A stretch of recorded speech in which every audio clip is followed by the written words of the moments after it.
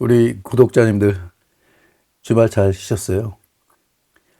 오늘 월요일인데 날씨도 좋고 그래서 저도 요새 이제 작업하는 게 좀 있어가지고 오전에는 잠깐 뭐 자료 하나 만들고 오늘의 주제는 아트 페어예요. 지난 주말서부터 제가 한 2, 3편에 걸쳐가지고 여러 가지 이야기를 많이 나누고 있는데 요즘 그 아트페어가 관심사가 많아요, 작가들이. 그래서 아트페어에 대해서 잠깐 설명을 드리고, 오늘은, 예전에 제가 이제 제 친구들하고 분석했던 어떤 그런 자료들을 바탕으로, 알고 보면은 좀 잘 보이는 아트페어, 이런 식으로 이제 제목을 지어 봤는데, 예전에 제가 20대 때죠. 그러니까 20대 한 28, 29살 때 아트페어를 저도 이제 관심이 있어가지고 같이 일하던 화랑하고도 그 20대니까 그런 데를 이제 가보기도 하고 했는데 그때 제 친구가 이제 자크라는 그 스페인 친구예요. 그 친구하고 또 딴 나라에서 개최되는 아트페어도 가보고 그랬던 경험이 있는데요.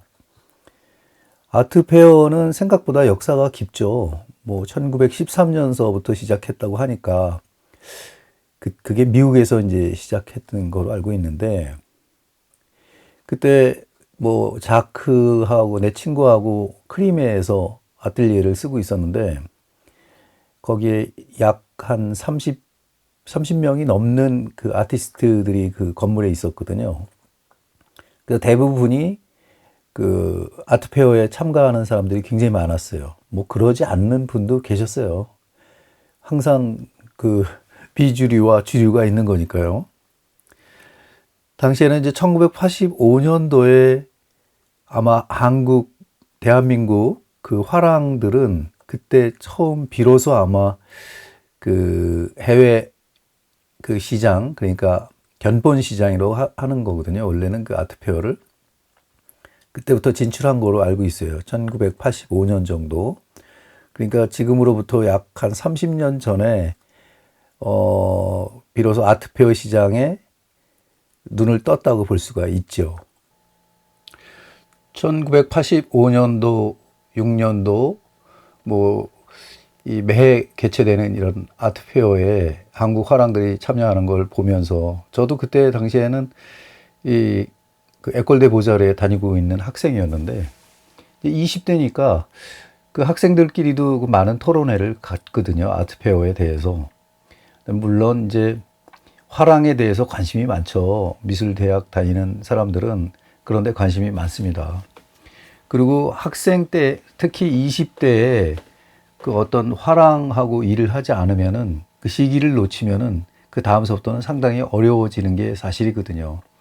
물론 뒤늦게 깨달은 사실이지만 그만큼 아트페어들은 연령이 점점 낮아지는 추세이기 때문에 화랑들도 애초서부터 좀 젊은 작가들을 눈여겨보면서 같이 일을 하게 되는 거죠.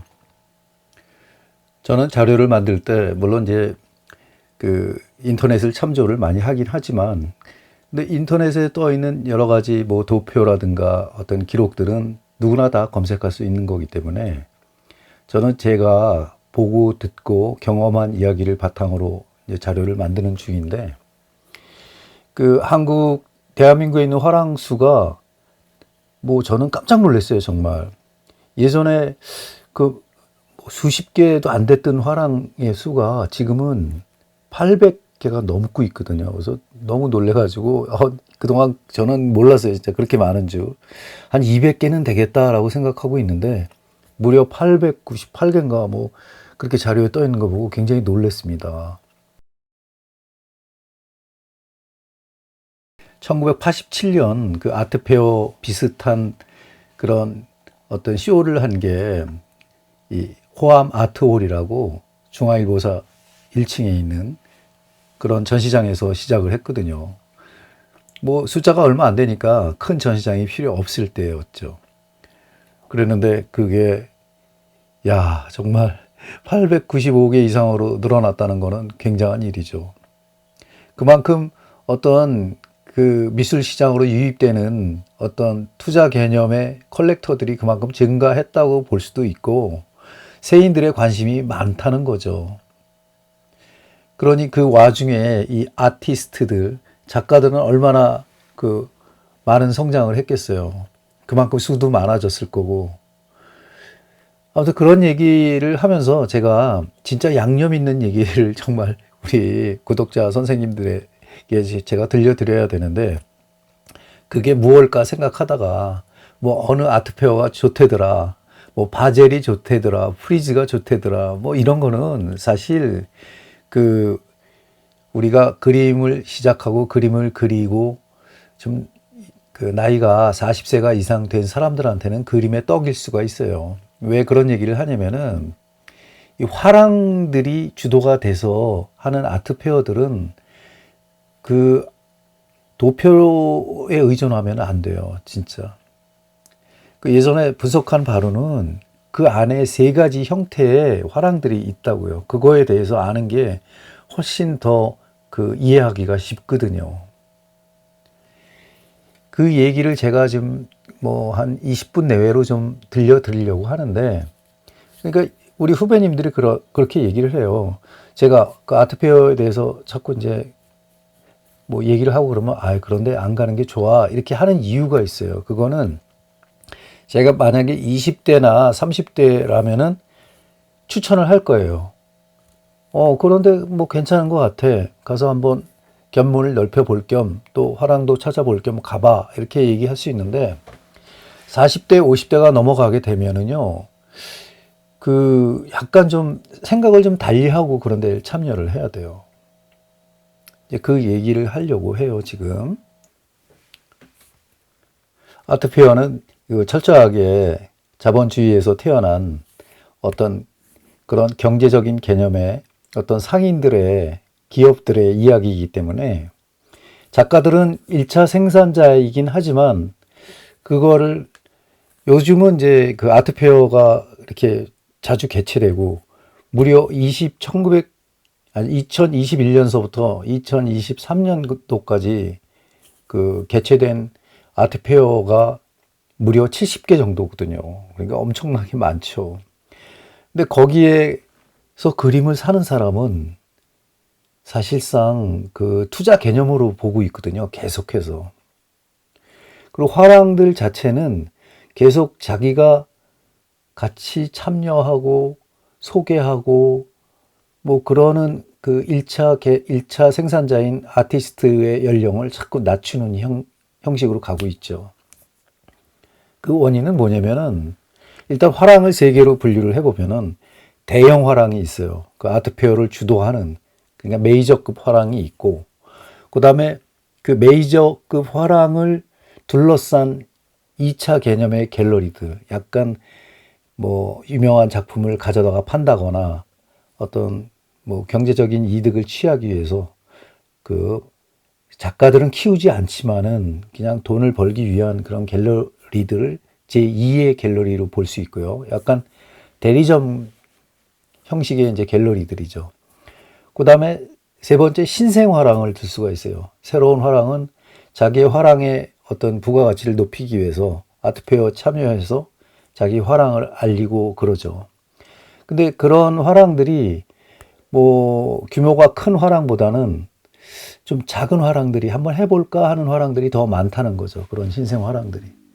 그럼 그런 신생 화랑들이 가령 노릴 수 있는 그 어떤 그거를 생각을 하실 줄 알아야 돼요.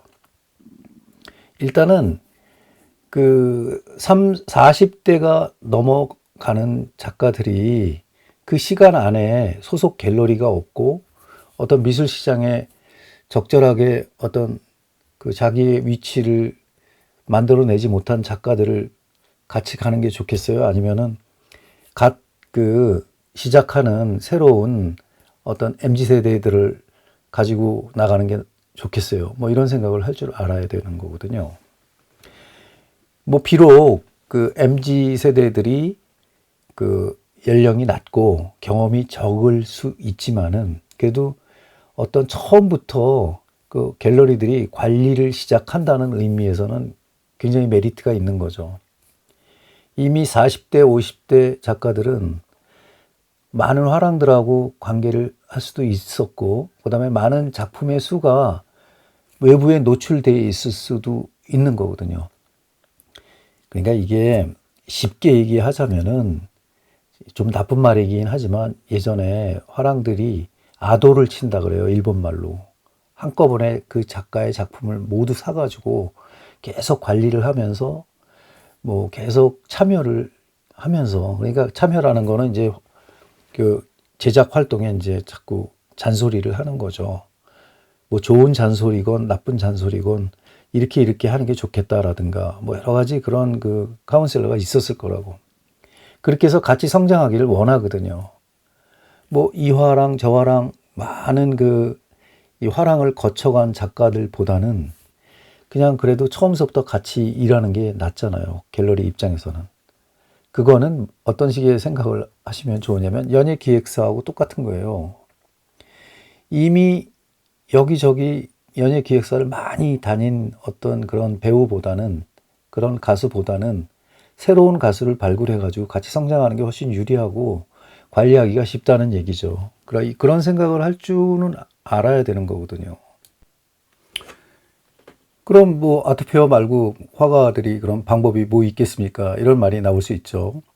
그러면은 그 아트페어에 가지 않고 활동을 하는 작가들을 눈여겨볼 필요가 있겠죠.